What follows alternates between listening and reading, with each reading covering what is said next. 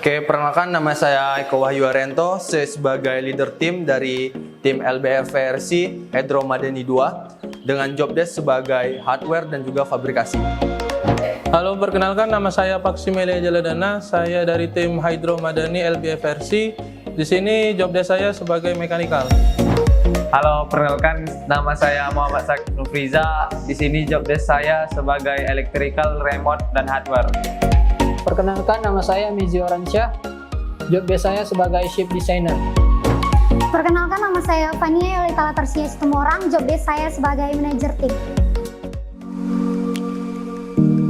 Indonesia merupakan negara maritim sekaligus kepulauan yang kaya akan sumber daya alam, di mana sumber daya alam tersebut merupakan suatu potensi yang dapat dijadikan sebagai daya tarik wisata, salah satunya di Pulau Batam. Pulau Batam adalah salah satu destinasi wisata alam terbaik yang ada di Indonesia. Pulau Ranoh merupakan satu dari sekian banyak destinasi wisata yang terletak di kota Batam. Pulau yang berada di seberang jembatan 6 Barelang ini mempunyai pasir putih yang indah dan memiliki air laut yang tenang dan bersih, sehingga pantai ini dijadikan tempat persinggahan pengunjung baik turis dari mancanegara maupun lokal yang ingin menikmati keindahan bawah laut.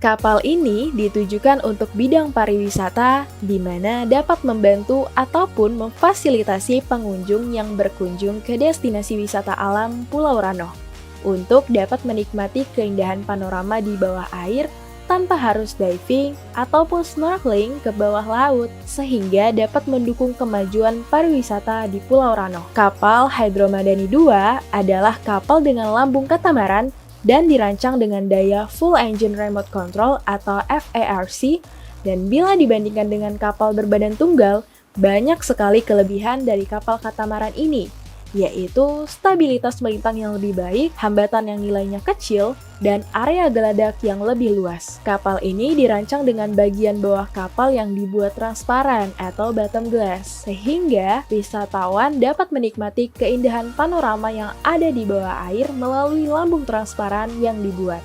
Proses pembuatan desain kapal Hydro Madani 2 dimulai dari perencanaan pembuatan lambung kapal dengan aplikasi Masuk, sehingga didapat data hidrostatis, draft displacement, tahanan kapal dan power, 3D model atau visual and cutting plan, serta lens plan dan juga perancangan general arrangement kapal.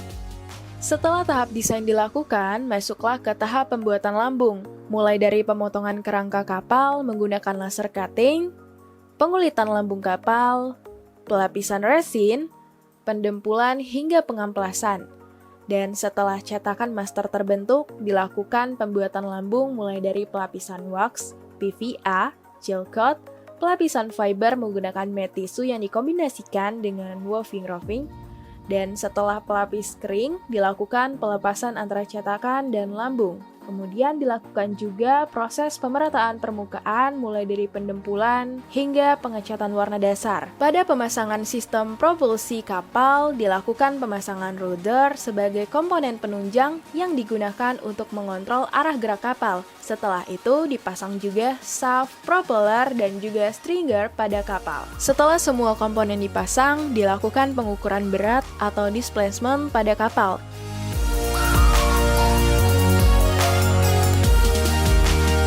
Tahap berikutnya ialah melakukan uji coba performa kapal, khususnya arah gerak kapal. Mulai dari uji gerak lurus, di mana kapal bergerak membentuk trek lurus dengan tujuan untuk mengetahui kecepatan atau throttle maksimum pada kapal. Kemudian dilakukan juga uji gerak zigzag yang dilakukan dengan pola berkelok-kelok.